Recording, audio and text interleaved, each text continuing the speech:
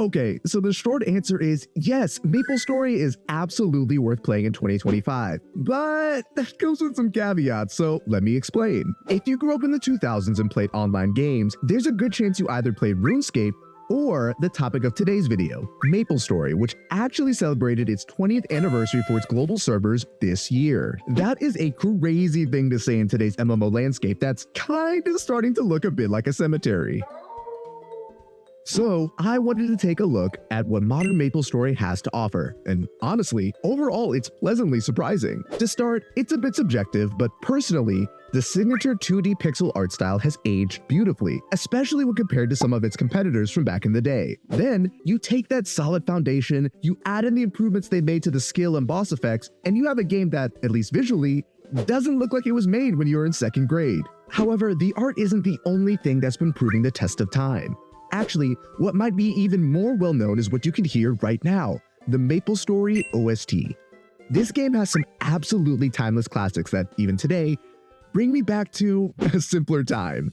These tracks serve to either elevate your grinding sessions with chill or catchy tracks, or amplify the tension of a boss fight with imposing OSTs.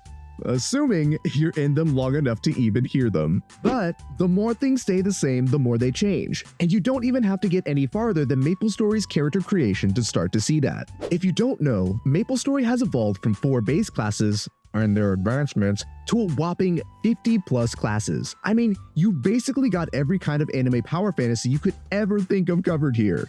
You want to play as an isekai anime protagonist? They've got that. You want to be the next reincarnation of the chosen dragon warrior? You got it. And oh, what's that? You want to play as one of the gods of the mortal realm that was kidnapped and split in two and then brainwashed to serve as enemy in baby jail?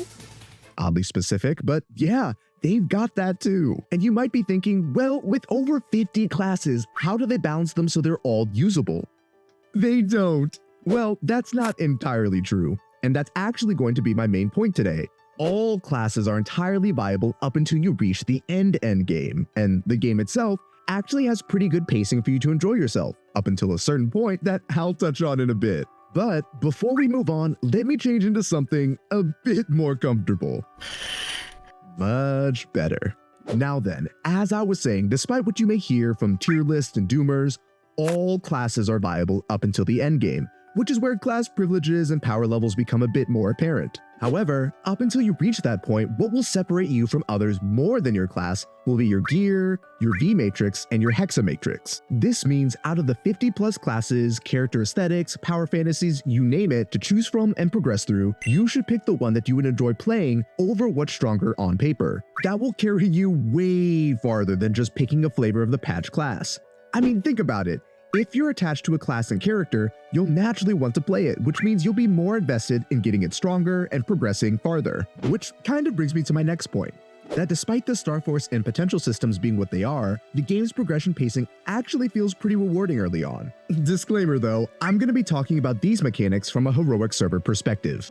As I was saying, the early to mid-game progression curve is actually pretty smooth, which really helps you to feel like you're getting stronger. More specifically, gear upgrades are relatively easy to come by, and the benefits of upgrading your V-matrix and hexamatrix can be felt as it becomes easier to one-shot normal mobs and your boss clear times improve. And while you may have your own opinions on that gear upgrading piece, honestly, as long as you're consistently collecting spare pieces of equipment and getting mesos through farming and bossing, you'll find yourself progressing to the point of fighting the Black Mage and early Grandis bosses in no time. However, it's when you're progressing past this point that the progression curve drastically slows down.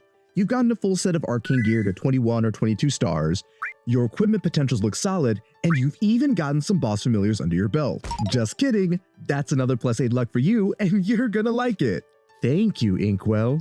Sorry, but when you start looking at your next gear upgrades, it's either entirely up to luck if a boss drops them, or it'll take you weeks to months on normal difficulties just to get a gear piece to try and upgrade. On one hand, it makes sense. Nexon wants you to have something to be grinding towards, so if it's too easy, you'll stop playing. But on the other hand, if you're not invested enough in the game and your character, the amount of grind you need to do could also just make you want to quit. So, what's the solution? Well, like I said, the game itself has a pretty rewarding progression up until that point. As such, if you've reached or are about to reach this point, you could start investing in alts to build up Legion champions to make yourself stronger.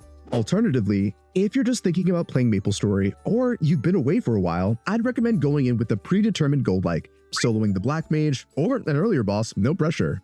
That way, you can just enjoy the game for what it is, and once you reach that goal, you can decide for yourself if you want to keep going. I mean, that's part of the beauty of the MMO genre. You can set your own goals, reach them, quit, and come back when it's easier to hit the next breakpoint if you're just ready to move on to the next thing. It's still just a game at the end of the day. All that being said, modern Maplestory does a really great job combining its unique art style and memorable OST to make for a great vibe as you're progressing and grinding through the levels to take on the next boss or try and reach that next gear upgrade. So if you're on the fence or you're thinking about hopping back in, I'd say why not give it a try and see if it sticks. And that about wraps it up for today's video. Thank you so much for watching. Subscribe to keep up with the next video, and let me know down in the comments your favorite Maplestory class or soundtrack. Most importantly, have a blessed day.